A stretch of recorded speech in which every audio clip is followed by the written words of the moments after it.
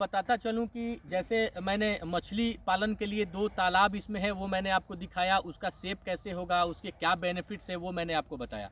मैं आपको बता दूं कि यहाँ पर जो है ये हमारा पूरा समेकित खेती का जो काम है, जो समेकित फार्मिंग का जो काम है, वो यहाँ पे ये आप पाइप देख रहे होंगे, नंबर ऑफ पाइप।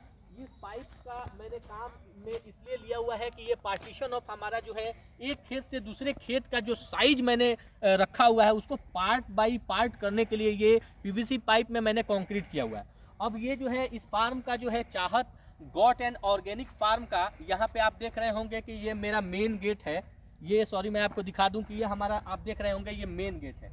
उस मेन गेट से जैसे ही हम इंटर करेंगे तो ये हमने इसमें रास्ते बनाए हुए हैं कि जैसे खेतों के अंदर या और दूसरी चीज़ें हैं उसके अंदर न जाना पड़े। बाकायदा इसमें हमारा रोडवेज भी हो, जैसे कि छोटी गाड़ियाँ, ट्रॉली वगैरह इसमें आसानी से आ सकें। इसमें मवेशी गोबर भी आप देख रहे होंगे। फिर बाउंड्री वाल के करीब आप जब आएंगे तो आप इसमें एक चीज़ देखेंगे कि मैंने इसको बहुत ही ढंग से जो है करने के लिए मैंने इसमें तकरीबन 10-12 साल 15 साल का एक वक्फा, एक टाइम मैंने लिया था इस पूरे प्रोजेक्ट को रेडी करने के लिए।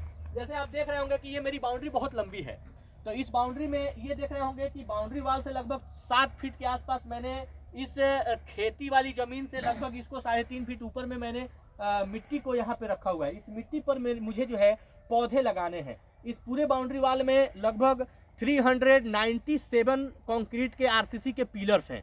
वो ये पिलर्स जो हैं ये मेरे बाउंड्री वॉल को भी मजबूती देता है, प्लस इसका मुझे और बेनिफिट कैसे होगा उसके लिए मेरे दिमाग में एक प्रोजेक्ट था। वो प्रोजेक्ट क्या था कि ये जैसे नंबर ऑफ हमको ट्री लगाना है, कोई भी पेड़ या कोई भी फल वाली पेड़ हो, या हम कोई और सागवान या जो है चंदन या इससे रिलेटेड और भी जो भी हम पेड़ यहाँ अगर हम प्लान कर रहे हैं लगाने के लिए, तो ये नंबर ऑफ पिलर और नंबर ऑफ पेड़, मतलब जो है एक पिलर के सामने एक पेड़, ये हम तकरीबन ये लगभग हमारा 400-450 का एक पेड़ का वो हो जाएगा।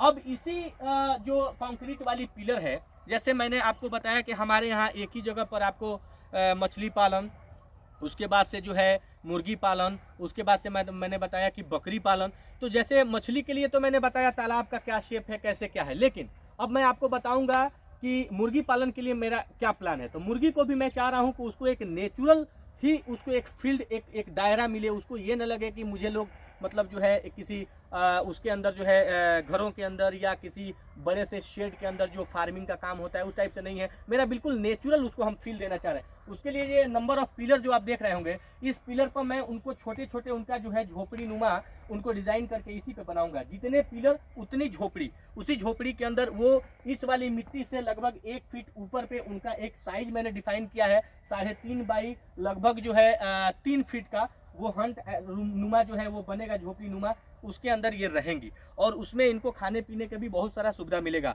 अब जैसे इसमें चाहे वो मुर्गी का बीट हो या वो बकरी का बीट हो, उससे क्या होगा कि इसमें हमारे मछली पालन में भी हम अपना डाल करके उनका जो फूड का जो प्रक्रिया है उसको मैं फुलफिल कर सकता हूँ। उनका जो बीट है वो उसका पूरक हो जाएगा। या फिर जो ये खेत है जिसको हम 100% जैविक कह रहे हैं, तो उसके लिए भी उनका जो जैसे बकरियों का जो बीट है उसको मैं इसमें, जैसे अभी तो आप मवेशी का ये गोबर देख रहे हैं, उसके बाद से बकरियों का भी जो वो गोबर है चाहे उनका जो बीट है उसको मैं इसमें खाद के रूप में जो है उपयोग करने वाला हूँ। उसके बाद से मैंने आपको बताया था वर्मी कंपोस्ट।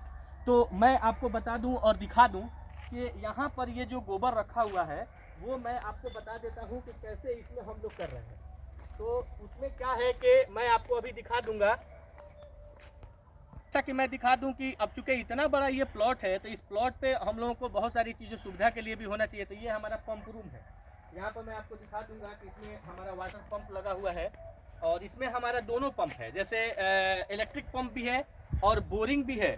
तो ये दोनों चीज़ें हैं और यहाँ पे ये 4 इंची डाया का हमारा ये जो है बोरिंग हुआ है, जिससे हम इसमें पानी से काम ले लूँगा। और दूसरा यहाँ पर जो है जो खाद हम लोग का था कि खाद को हम कैसे बनाएंगे, तो यहाँ पर हम लोगों ने एक गड्ढा किया हुआ है। मैं बोलूँगा कि आप इसको भी दिखा दीजिए कि यहाँ पे ये गड्ढा किया हुआ है। इसमें जो है हम लोग केचुआ और गोबर और ये सूखी हुई घास से जो हम लोग खाद बनाएंगे, उस खाद का उपयोग इसमें कैसे होगा वो हम अपना खुद यहाँ स्टोरेज रखे हुए हैं और उसको हम बनाएंगे। यहाँ पे जहाँ पे अभी मैं खड़ा हूँ, यहाँ पर हमारा फार्म जो है तो एक ही पूरे बाउंड्री वाल के अंदर, लेकिन इसमें 2 डिवीज़न है।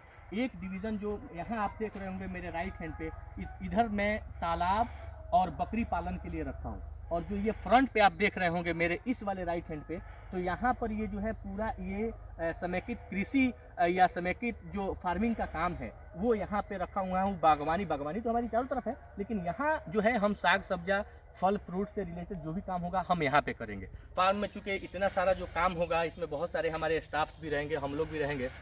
तो इसमें यहाँ पे जो आप देख रहे होंगे, यहाँ पे 3 बाथरूम हमने बनाया है, 2 छोटे छोटे बाथरूम से, एक बड़े बाथरूम से, तो यहाँ पे वो बन रहा है। इस तरफ आप देखेंगे तो बहुत सारा चीज़ आपको देखने को मिलेगा। जो गॉड फार्मिंग में जो हम लोग शेड का काम कर रहे हैं, उस शेड से रिलेटेड यहाँ पर मैं वो जो स्ट्रक्चर के लिए जो लोहा आया हुआ है, जो शेड हमारा बन रहा है, तो शेड के लिए जो हम लोग पाइप्स का यूज कर रहे हैं, MS पाइप। तो इस पाइप को पहले हम लोग प्राइमर कर रहे हैं, जिसको रेड ऑक्साइड बोलते हैं। उससे हम लोग 1 कोट 2 कोट करने के बाद ढंग से फिर हम लोग यहाँ पे ब्लैक जापान जिसको बोलते हैं, ब्लैक कलर का ये पेंट होता है, जो 100% जो है क्या कहते हैं, सीरन सीपेज प्रूफ, जो है इसको कभी जंग नहीं लगने देगा। उसके लिए ये चीज़ें हैं कि हम 1 कोट इस पर ब्लैक जापान भी करवा रहे हैं।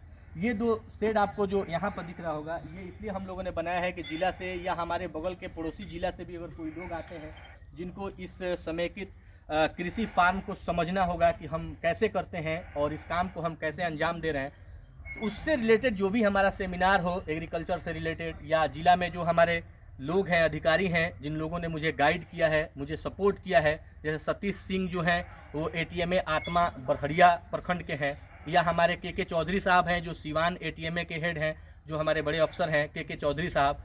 तो ये जो लोग हैं, चाहे BHO हमारे बरहड़िया के अरविंद सिंह जी हों, इन तमाम लोगों का सपोर्ट हमें मिला है। उन लोगों ने मुझे गाइड किया है, मुझे हर पल हर वक्त जो है, मुझे टेलीफोनिक हो या खुद यहाँ आ करके विज़िट करके जो मुझे वो समझाते हैं, बताते हैं, उसके स्वरूप हम जो इस पूरे काम को ले रहे हैं। ये 2 शेड आपको दिख रहा होगा, ये शेड मैंने इसलिए तैयार किया है कि जो गाँव से दूर दूर से किसान आएंगे तो यहाँ बैठ करके चीज़ों को समझने के लिए एक अच्छी जगह उनको मिलेगी, एक अच्छा वातावरण यहाँ पर मिलेगा, जहाँ पर वो